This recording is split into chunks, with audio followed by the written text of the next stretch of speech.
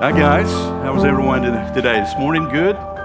Great. I'm so thankful to be here and be able to open up God's Word. We know we've been looking in the book of Joel in a series that we've been calling the Day of the Lord. And it seems no matter where you look or who you talk to, it seems like everyone would not disagree with the idea that we're living in pretty extraordinary times. I mean, we could all kind of cite a laundry list of oddities or unusual things that really are, I kind of think of our culture is sort of going off this proverbial cliff to its own destruction, and we just seem oblivious in some ways to it. But God has something to say that is relevant to us. And if you got your Bible this morning, turn to the book of Joel. We're going to be looking at chapter 2. And my name's Kelly. I'm one of the pastors here at Trinity. And we're just going to get there in just a minute. I kind of want to go back this morning and look and just to bring this into context. It's been about a week or so since we got into the book. And so back in chapter 1, we're now in chapter 2. We're talking about, as I say, the series is the Day of the Lord. And Joel has just described an unprecedented natural disaster, a plague of enormous proportions, and it's invaded and devastated the whole land. It's destroyed crops. It's destroyed fruit, and it's also shut down and diminished the worship. People are sad and depressed, and they're lacking joy. A drought has come. Things are bad, really bad. And we can't really get into the idea, I think, the emotion of because we haven't had a plague like this, a locust plague. What is that? But we can hear what he talks about because you may be wondering how an Old Testament locust plague could say anything to you and me in our day-to-day life, but it does. And Joel has a great message for us. He's posed this rhetorical question that I want to draw us back to just for a minute in chapter 1. And it's really a hint about what's going on, what's really going on. And he asked this question, has anything happened like this before? As if to say, can you connect the dots? Can you put two and two together here? Do you really see what's going on? And I think he wants to ask us that question. The literal locust plague, you see, is not about the locust plague. It's an object lesson. The prophecy is not about an agricultural disaster. It's about actually the loss of the blessing of God. Yes. And so he gives us this vivid picture of destruction. God speaks to Joel, and it's meant to do what? Well, we've a little bit talked about this morning. It's kind of neat how God just kind of works in everything that's said, the songs that are sung. He wants to awaken his people because they are asleep. He wants to get them out of their spiritual stupor and indifference. The land is devastated by this plague and the resulting drought. And again, what does this mean? Well, this is not just bad luck. This is not a terrible accident that's occurred. The people are to recognize that in this disaster, there's something far more serious than even a locust plague. As I say, there's another idea here. This is kind of getting to them this thought that this is a divine judgment. See, the loss of blessing is intimately tied to the spiritual condition of God's people. That's what Joel is trying to get them to see. And this natural disaster is a picture of a spiritual disaster that's occurring right before their eyes. Spiritually dull and indifferent, asleep to their own sin, compromising what they've said they believe in. And so this prophet in chapter 1, he says things like, open your ears, wake up, weep, wail, lament, cry out to God. Well, Joel's theme as we go through this is the Day of the Lord. And it now comes into full view. Let's look at this just a minute. It's repeated 5 times in this book, and I put the references up there. Let me just go back to the very first one in chapter 1, verse 15. The day of the Lord. Alas for the day, for that day, for the day of the Lord is near. It will come like a destruction from the Almighty. And so these people have been absolutely demoralized by this crisis. And they're thinking, guess what they're thinking? That God's going to somehow, he's going to come in and he's going to rescue them. He's going to turn things around. And Joel is almost saying, no. The fact is that this catastrophe is clear evidence that they're experiencing the day of the Lord right then. The worst is yet to come. So in this book, you have 3 chapters. It starts out with the now, and then a little bit into the future, and then the ultimate day of the Lord, which is a day you and I don't want to be a part of, except if you're in Christ. Well, let me give you a working definition of the day of the Lord. And I think it's helpful. The day of the Lord is any day God steps into history to do a special work, whether of judgment or deliverance. Let me repeat that. The day of the Lord is any day. Circle those 2 words. God steps into history to do a special work, whether of judgment or deliverance. So let's consider us. And I have to ask this question, does God still do this? I mean, do we have the right to label a modern experience as a day of the Lord?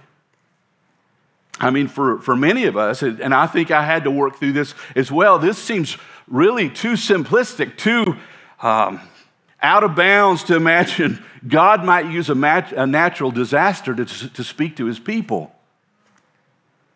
I mean, our worldview doesn't really allow that, does it? But the Bible's worldview does. I mean, you see, if we write God out of the equation, when we see things like these crises in our lives come, or major disasters, we're only left with hopelessness and meaninglessness when the natural order acts up or things come into our lives.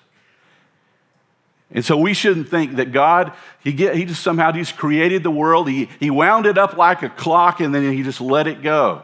No, God is intimately involved in his creation, in everything he's made, in the current culture. He's involved intimately in your life and in my life.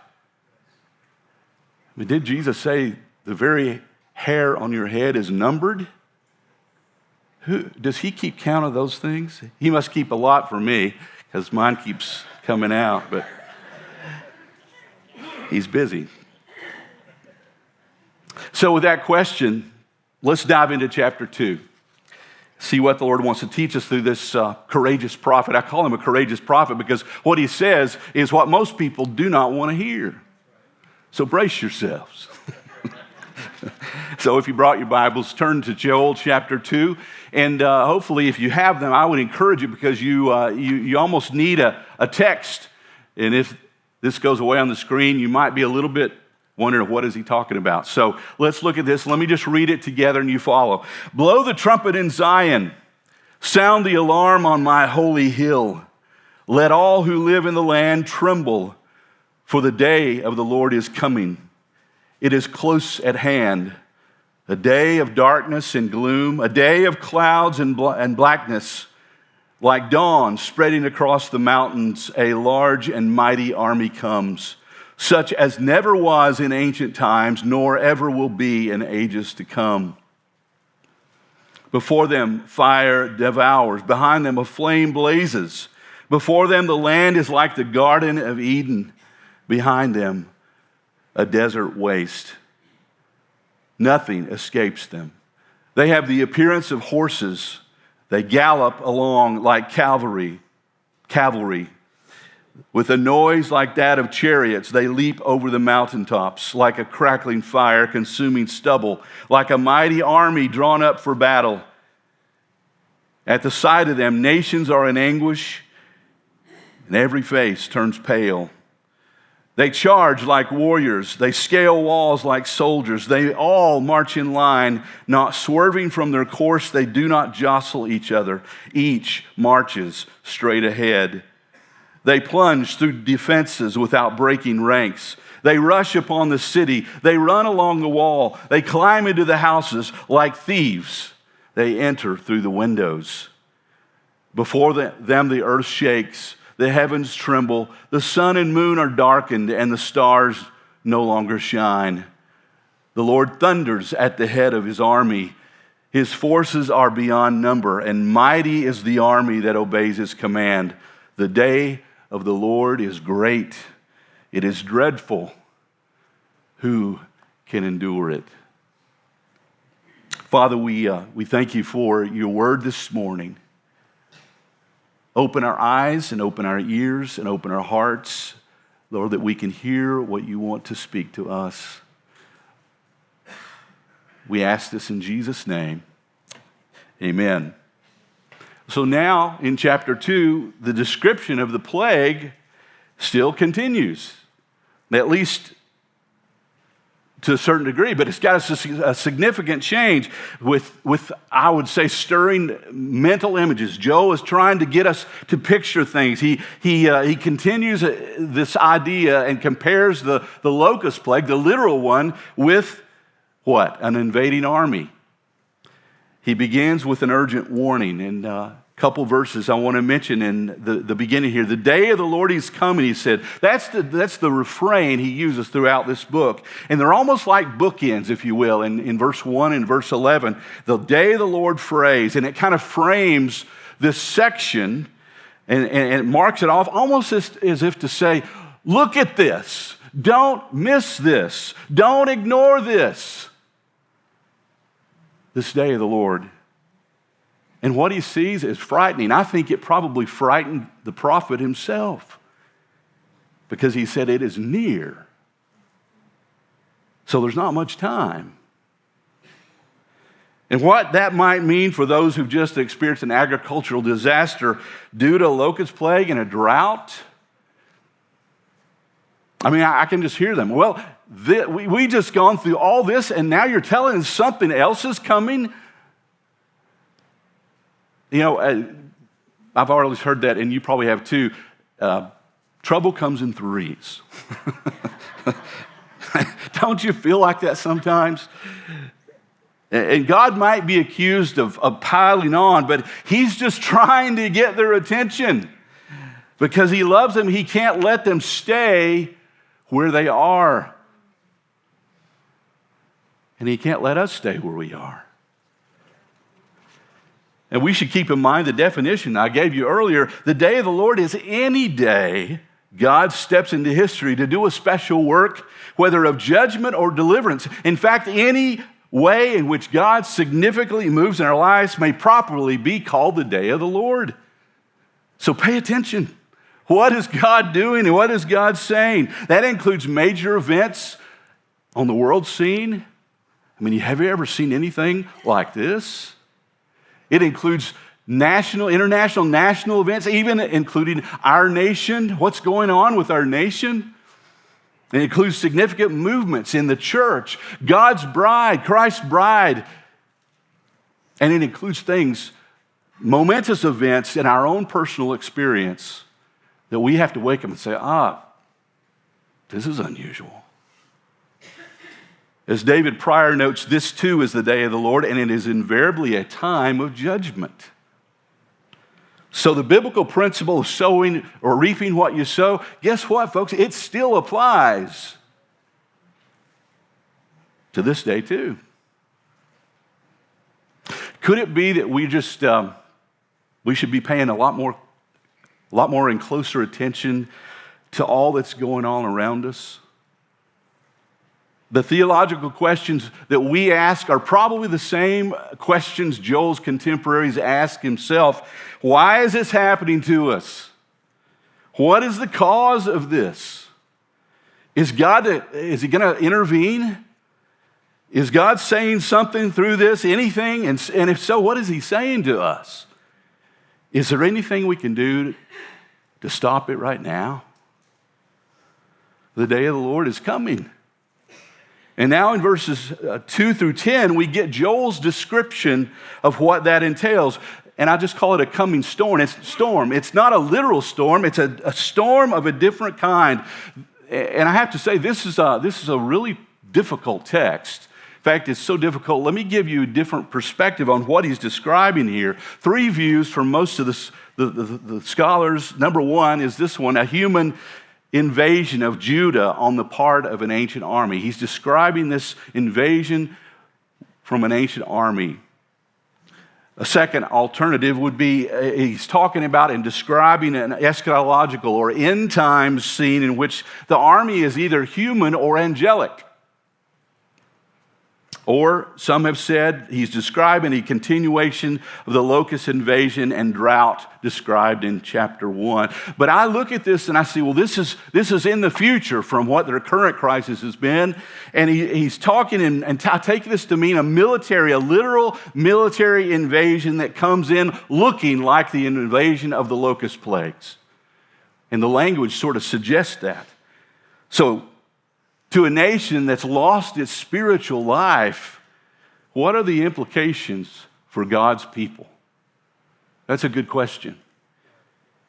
And let me just give you 5 things I think this text shows, and we'll just go through it. First of all, the first implication is that the situation is desperate. Verse 1, the people must be warned. And so Joel's immediate words are to the priests, those whose responsibility it was to blow the trumpets, to sound the alarm. He says, blow the trumpet in Zion, literally blow the shofar. Some of you have seen or maybe even blown a shofar. It's just basically the ram's horn, but that's what was used to almost like be the ancient hurricane or tornado siren. And if you lived in that day, much unlike, I guess, our day when there was so much noise and it was relatively quiet, this would have been absolutely shocking to hear a horn blown or a trumpet blown like this. I look back a little bit. The practice of blowing trumpets in the life of the nation is pretty interesting. And in Numbers chapter 10, we see God instructing Moses. And he gives him a set of instructions for the times when such trumpet calls are supposed to be used. He says, you shall use them for summoning the congregation and for breaking camp. But as it applies for our text today, there's more specific application. He goes on, he tells Moses, the priests shall blow the trumpets. The trumpets shall be to you for a perpetual statute throughout your generations. And when you go to war in your land against the adversary who oppresses you, then you shall sound an alarm with the trumpets, that you may be remembered before the Lord your God. And get this last line, and you shall be saved from your enemies. So, obviously God is not telling us all to go get a trumpet and blow it. This is not a literal thing. He's warning the church, the people of God, to sound the alarm. There's war in the land. The enemy has invaded and he's bringing destruction. And if ever there was a time for an alarm, it was now. I was thinking about this a little bit. And, several years ago when my wife and I were first married, we had the task one day of taking care of my little 2-year-old nephew. And so he came over. And Nikki is showing him around a little bit. He's looking in the closets. And lo and behold, he finds this brown case in the bottom of one of the closets. And he's kind of pointing it at it. He can't talk yet. And she says, oh, you see that? Let's see what it is. And so she gets it out. She sets him up on the end of the bed, and she sits down on the floor with the case. She opens it up, and she says, oh, it's a trumpet. And she says, well, I don't really know how to play this. I mean, he's just like so intently listening to her. And she puts the mouthpiece in, and she said, I hear it's kind of hard to play these things. I've never played one before, but here you kind of go in the mouthpiece, and sound will come out. You want to hear the sound? Yes. And so Nikki, who does everything with intensity, she takes a deep breath, and she blows for a significant amount of time, and it's about 3 feet away from my 2-year-old nephew. I was standing there watching this, and when she's done, he begins to shake. And then right after that, he opens his mouth to scream, and nothing comes out. It's like and then our big crocodile tears began to flow. It scared him. It scarred him for life, I think. It reminded me of, you've seen those fainting goats when they get scared and they fall over, Well, he didn't do anything for a long time. I don't. But that's what Joel is trying to do with God's people. Wake up. But I have to ask, where are these prophetic voices? I mean, there's lots of preachers, lots of supposed prophets and people on TV who are talking. But few are willing to say what no one wants to hear. Because it'll empty our churches. We don't like the message Joel is going to give us today, but we need to hear it. We need to hear it. The situation is desperate. Second, we see the day is dark, a day of darkness and gloom, a day of clouds and blackness, a day of great calamity and trouble. And the imagery of this locust storm is still in the minds of the people that are listening. And it appears that this, like the locust storm, it comes like a dark cloud on the horizon. And Joel is seeing this as in his mind's eye. It makes me think how amazing it is for us when crisis and adversity comes our way. You know what goes away? Silliness, foolishness, lots of things we think are very important. All of that fades away. It takes a back seat to eternal things. A bad report from your doctor, a job loss, a relationship that goes sour, kids or grandchildren who make harmful, life-altering choices, an unexpected death. As a pastor, I get the privilege, as we all do on the elder team, and several of you get to go and visit in the hospital.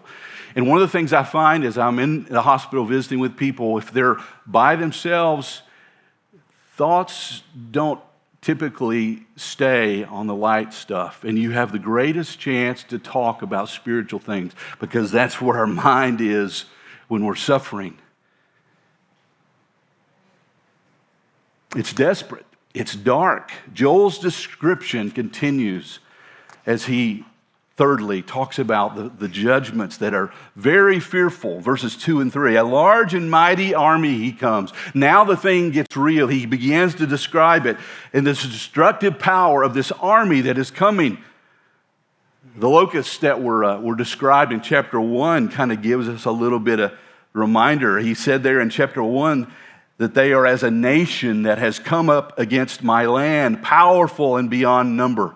And Joel sees now this army, this huge of army. It appears like locusts on the mountains. It's a huge army, a powerful army, literally a huge and powerful people is the way the Hebrew goes. Possibly, he may be describing what maybe have been a literal event for the people of God in that near future. The Babylonians, the army that came and invaded the land, or the Assyrians who ultimately would come, and it's possible he may be even describing an end-time army, but it's a literal army.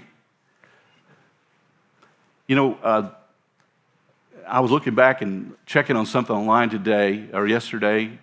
Did you know that China still has the largest active military force in the world, with over 2 million people? And it made me think back. My dad, who served in the Korean War, he had the chance to, responsibility to serve on the front lines in the Korean War. And he told me that as the Americans crossed the 38th parallel there, the Chinese came in and helped and aided the North Koreans. And he said on that particular day, and all the army was lined up, he said he began to see Chinese come down the mountains in thousands, many, many more than there were to defend. And he said they were wearing like quilted pajamas. But they had no, if any, weapons. They had none hardly. But they did carry pots and pans and sticks. And they ran and they shouted as they came down the mountain in thousands. And he said the sound was terrifying. In Joel's vision, verse 3, this army is like a wildfire that devours and licks up everything everything good and beautiful in its path. Before it arrives, the country is like the Garden of Eden, and when it leaves, it's Death Valley. Nothing escapes unscathed. Literally, there are no survivors, is the way the text reads. And we might, I was just thinking, you might picture something closer to home. A few years ago when the wildfires went through the Smoky Mountains. I just can remember those videos of people, those images of people driving the roads trying to escape the flames. This is what Joel is trying to capture in their minds, this danger, this judgment that's so fearful and it's coming, and he wants them to feel it. The fourth implication of this text here is in verses 4 through 10, evil is unleashed. Evil is unleashed.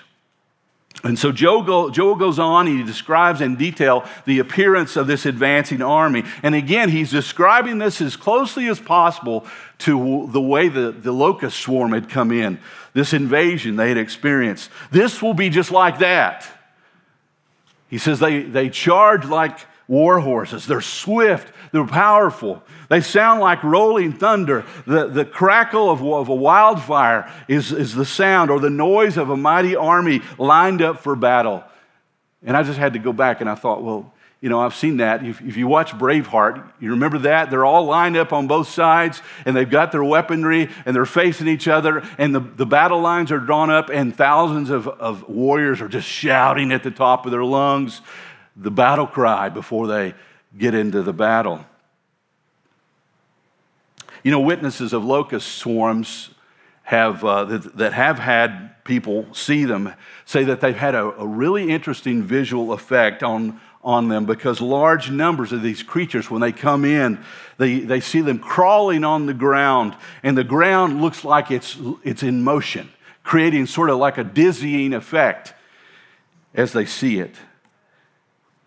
The reference there, verse 10, to the darkening of the sun and moon. It probably has to do with this idea of the locust filling the sky and making everything dark. It's covering the earth due to the large number of locusts swarming in the sky. So Joel sees all this. And Joel sees the impact of it upon the people. He says, notice that all faces grow pale. They're melting in their shoes as they comprehend what's headed their way. They're overwhelmed with fear and panic. We live in a society of fear and panic. And all the stuff that you see going on around you you can get caught up in it. Joel pictures this army as unstoppable as it falls upon the city. The soldiers scaling walls and breaking into homes. They feel even the vibrations of the war machinery as it feels like an earthquake to them. That day would be a day of frightening evil, the day of the Lord. Well, if you stayed with me up to that point, you're kind of going, why did I come? This is depressing. I didn't come to hear this. But stay with me as we see Joel reveals to us something extraordinary. Number 5, the Lord is behind it. He says in verse 11, first part of it, the Lord thunders at the head of his army. Joel is seeing something absolutely surprising. The Lord himself is leading this army of destruction. He's out in front, in fact, leading the charge against his people. How could that be? There's an interesting verse in Isaiah that helps me a little bit here. Isaiah 45:7, because how do you work God's nature with evil? God himself gives us testimony about his own nature in Isaiah 45:7. I form light and create darkness. I make well-being and create calamity.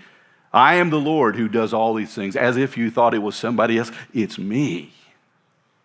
So lightness, that's really talking about salvation. Darkness is talking about judgment. And he said, I do both of those things. Here's a question. Is this a pattern for the way God works? Remember, the day of the Lord is any day God steps into history to do a special work, whether of judgment or deliverance. Judgment or deliverance. We may question the idea of God's judgment, especially when we think toward God's people. I mean, we know the Lord, right? I mean, we're good. Everything's great. So it's different for us now. I mean, we're people of the New Testament. John Calvin bluntly, I would say, corrects our cockeyed theology. Listen what he says here. God often punishes men, and it behooves them to be attentive as soon as he raises his finger. But common punishments are inclined to be unheeded. Men soon forget those punishments to which they have been accustomed. God has, however, treated you in an unusual manner, having openly, as it were, put forth his hand from heaven and brought upon you punishments, nothing less than miraculous. You must be more than stupid if you perceive not that you are smitten by God's hand. Wow. Does that make you think a little bit more deeply? It did me. You say, well, that's the Old Testament. You haven't convinced me. Would you please now tune into the New Testament words of the Apostle Peter? 1 Peter 4:17 and 18, Peter says, for it is time for judgment to begin at the household of God. And it begins with us. What will be, and if it begins with us, what will be the outcome for those who do not obey the gospel of God? And if the righteous is scarcely saved, what will become of the ungodly and the sinner? So if you belong to Christ this morning, if you place your faith in him, yes, absolutely. God did take your punishment through Christ upon the cross. He paid for your sin. He took on the wrath that was meant for you, and he took it himself, absolutely. But listen, folks, as God's dearly loved people, that doesn't mean you and I can sidestep God's discipline. Listen to Hebrews 12. For the Lord disciplines the one he loves, and he chastises every son whom he receives. See that you do not refuse him who is speaking.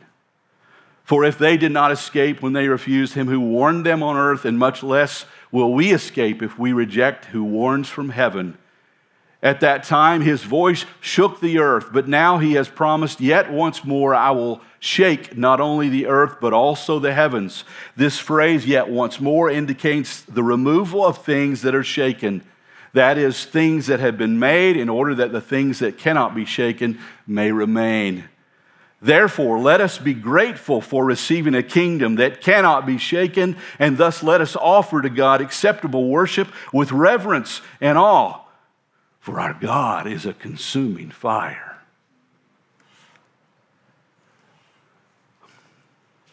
From where I stand, folks, God seems to be speaking, maybe shouting to us. Are we listening? As things are being shaken, as God is allowing things in our world, not only in our world and in our nation and even in our churches. I mean, goodness, have you seen some of the churches that have just defaulted on what they say they believe and compromised the gospel? I mean, it's becoming an epidemic. Will we wake up? Will we wake up? Well, that brings us to a sobering question in verse 11. The day of the Lord is great and very awesome. Who can endure it? That's the question. Who can endure it? Can I? Can you? God asked each of us that question. Who can endure the day? The Bible says God is patient with us, not wanting anyone to perish, not anyone to perish. But listen, there is a day when God's patience ends, and there's no time left for us to decide for Christ. And you may be here this morning, and you have tottered on decisions about coming to Christ. God has spoken to your heart. He's convicted you, and you're still waiting and wondering, should I make this choice to follow Jesus? Or maybe you're out there this morning and you're just kind of waffling. Maybe you're asleep and you're just like, man, who can endure that day? Who can endure the day of the Lord? Only those who see their need for a Savior and respond in faith. It's all about our faith. You know, in Michelangelo's famous painting, I think they call it, it's the Finger of God. It's his most famous painting. And you see God on the right there. He's reaching out to Adam. His arm is extended full length. Every muscle seems taut and tense, and you can see in his face there's a little bit of contortion as his face. He's straining with great effort to reach down to sinful man. Now look at Adam. The contrast is pretty striking. Adam lets his drooping hand sort of hang down in apathy with an attitude as if to say, I'm not that interested. If it meets, it meets. So often, folks, this is our response when we hear about God's judgment day. If it comes, it comes. God strains to reach us, and we in our slumber are just kind of, in our indifference, just kind of there. We're not very responsive. We ignore him and continue doing what we've been doing, thinking that everything is A-okay between me and God. But the Bible warns us, watch out, be careful. The day of the Lord can be dark or it can be light for you. If you're not ready, a terrible surprise awaits. I mean, can we really afford to disregard God's warning, shut our eyes and hearts, and imagine that God just sort of, he winks at our sin and there's no real consequences to what he's told us? No repercussions? I mean, it only seems like a distant, an unlikely possibility that God would actually bring judgment. Yet the Bible says, Jesus talking, Matthew 16 says, for the Son of Man is going to come with his angels in the glory of his Father, and then he will repay each person according to what he has done. Can you imagine for Joel's audience, what a more hopeless day, what a more hopeless situation. Can you imagine one that would be worse than what they had experienced, than the one even that Joel is talking about? Well, yes, there could be. And so between now, he says, and then that day, something really important. And I have to say, this is where my text ended. This was my assigned text today. You're welcome. Yeah. Thank you. all meant by God, I think. Because maybe we just need to be left with this sobering word. But I thought, well, I just can't leave you there. I have to give you a word of hope, a glimmer of hope.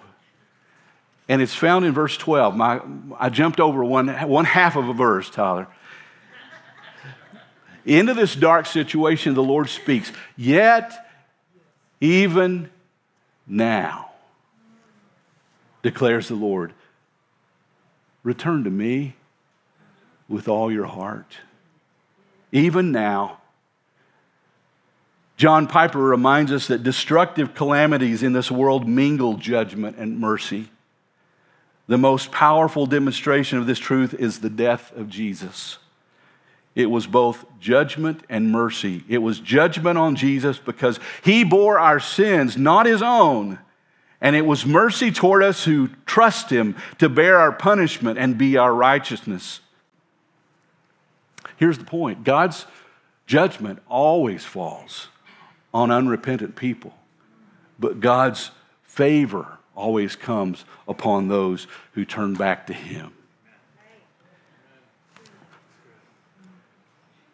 You know, I'll tell you a couple of little things and we'll be done here. But I do remember as I was going through this, I used to work at one summer in college at a trucking company.